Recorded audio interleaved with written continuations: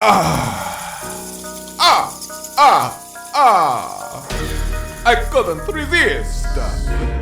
Malzeno, hello, Curio. It's about time we went blow for blow. A blood-sucking foe, no Frankenstein or werewolf, to dilute the truth that I'm the king of the roost. The citadel into simply hell and no hunter go to waste. I wonder how you both taste. The vampire flagship lord soon to be adored in a beautiful true form. Time to you to wish that you'd never been born.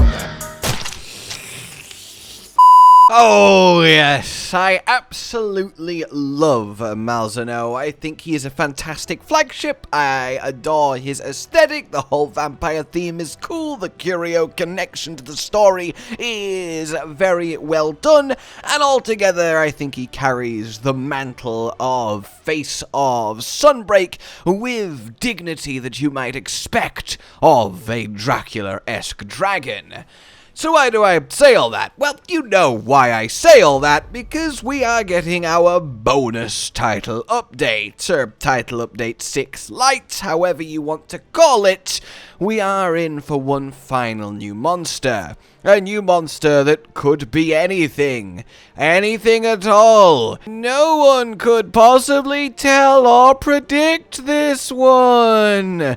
Let's get this out of the way. It's obviously Malzeno. I mean, you can just see the Malzeno wing. You can see his chest hair arrangement plates. Chest hair arrangement plates. That's an anime attack if I've ever heard one. And it's just very, very cool to essentially know that's what's happening. And even if it wasn't for the image that basically just is a picture of the new Malzeno in his purpley grey new form, I mean, the whole teasy setup is Fiorayne returning to the Citadel, returning to literally Malzeno's nest, and having a let's finish this type moment. And of course, she has the history of Malzeno when it stabbed her. Help me. And almost killed her with blood blight. I'm dying. So, yeah, Malzeno variant is the way forward, but that only tells us a small part of the picture. The bigger part of the picture is what is the variant going to be? What change will happen to Malzeno? What direction are they taking him? Variants are interesting because they can be a lot more extreme and creative than like a subspecies or even a rare species, but they have to be recreatable. So this has to be a state that every Malzeno can enter or be or become, but one that's still rare and powerful and noteworthy. And powerful is a big deal here, because this is the finale. This is it. This is our last challenge, and in theory, he should be the hardest hunt in Sunbreak by a country mile, and at least I hope he is, because that's the way to end this off. It's very exciting that he is getting one, because his armor, I think, is absolutely awesome. I love how it looks, and of course, Blood Blight was a really fun skill, and still is, and an upgraded version sounds sweet to me. This also means that Malzeno is immediately leaving the ranks of flagships without another version, and, well, still in that lonely group, sadly weeping, is Seregios and Velkhana. Of course, Velkhana is much more recent and got another run out in Sunbreak, but still they are the only two flagships to not get an alternate version, if you don't count Apex and Archtempered respectively. They ask you how you are, you just have to say that you're fine. So does the actual teaser itself tell us anything? Well, I mean, it tells us that he's going to be purple and grey, probably going from something like his current form to something like this, but that still doesn't really help if we don't know why he's purple or what he's up to. We have Fiorayne and, of course, us the Hunter re-entering, yes, his ruined kind of nesty home on the Citadel, and there's not really much going on here. We've got the little curio flicks in the air, and we have Fiorayne clearly looking at something at seemingly the back of it, maybe the creepy sort of red glowing throne. Malzeno clearly swoops down to attack once again, but obviously there's very little given away. The only thing of note I would say is that typically when you hunt Malzeno specifically, the sky is that classic blood red, but here it's much more kind of orangey brown, like there's much less curio influence going on, and I feel like that might be a very deliberate thing.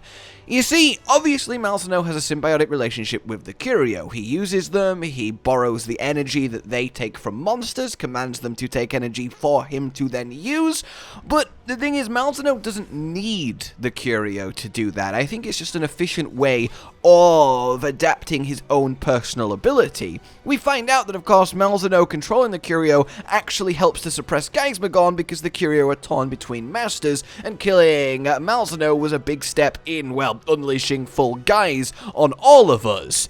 So he definitely has a lot of sway over the Curios, but I feel like he shouldn't be defined by them, and that's an opportunity here, because we see him grab a Rathalos and suck its blood, feed off it, and that doesn't need the Curios. That's him biting and...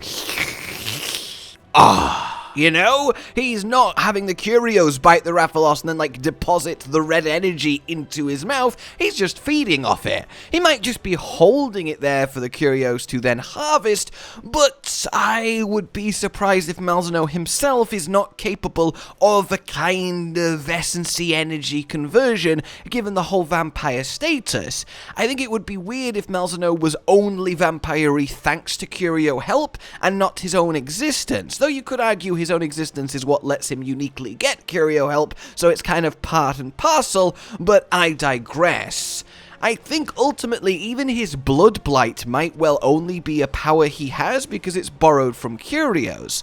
Obviously when Curios bite, they transfer the Blood Blight, they transfer the Affliction, that's what makes the monsters go crazy, that's what gives you the debuff. But we know that Malzeno can personally transfer Blood Blight when he tail stabs Fiorayne and gives her it. It almost kills her. Obviously in the hunt itself too, but a lot of those attacks do involve Curio and Curio energy. So the direct tail stab doing it is quite telling that Malzeno himself without Curio help can inflict Blood Blight. But I would say he can only inflict Blood Blight because of the Curio essence that he feeds on, and perhaps natively or naturally, he can't do it? Then again, I would be surprised if they did actually have a Malzeno variant that doesn't use the unique new status in Sunbreak, but I think it's entirely possible that he has something new, or super Blood Blight, or something more intensive or more refined, something that's much harder to deal with. That would kind of flow to me. And the thing is, we have essentially, in my mind, two potential options when it comes to Super Malzeno variant.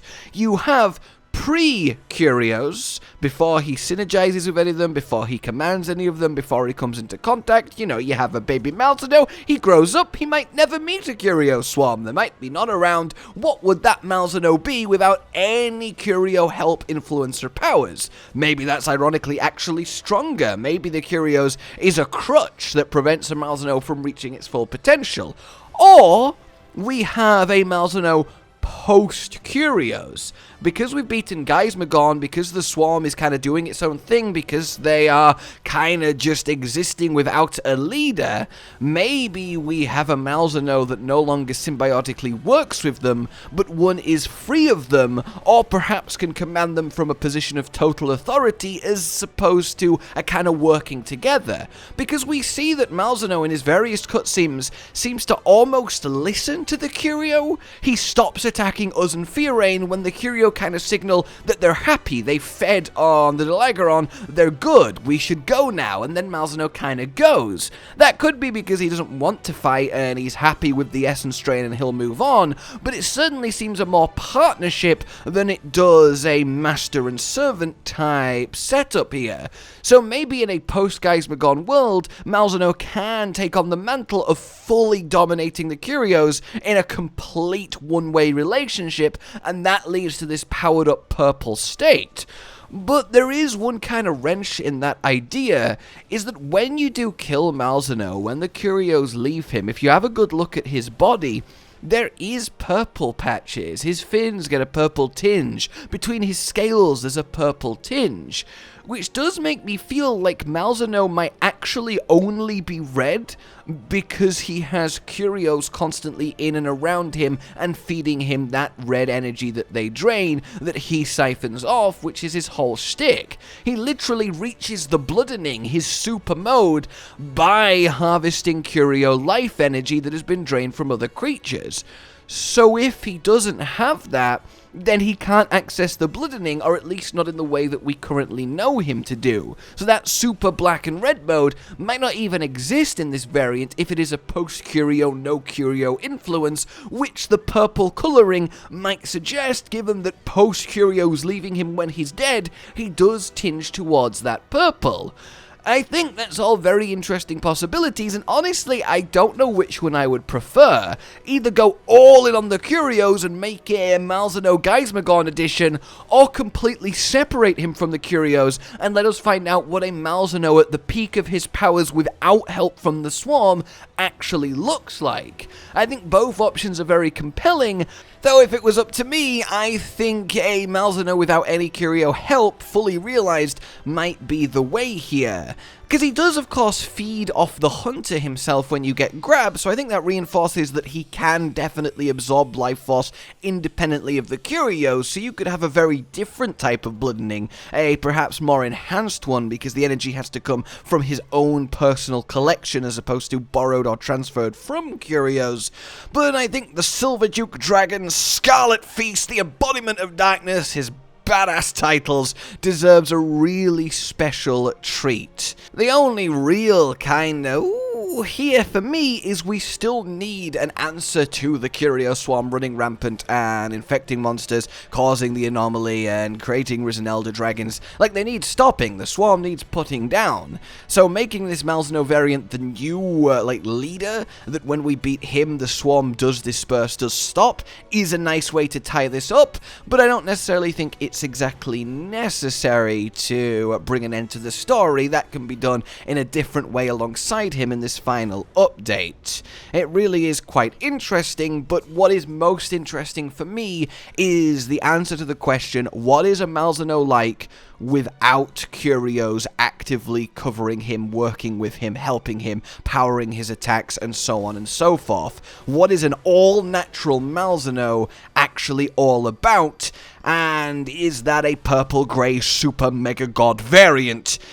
Who knows? I think there's a lot of potential with this creature, and I'm so happy he is ending things out. Honestly, I think flagship variations in general are very compelling, though I will admit I prefer base Nergy to Ruin Nergy, so I hope that's not the same with Malzeno, and this variant is, at minimum, a equally compelling side grade. That's my current kind of spew of thoughts on what's going on here. I hope you found it at least interesting, and certainly enough to, well, share your own and let me know your own thoughts and theories on where this might be going. For now then, like if you enjoyed this, subscribe and hit the bell for more. Consider supporting the future of the channel on Patreon down below, and until we meet again, a goodbye.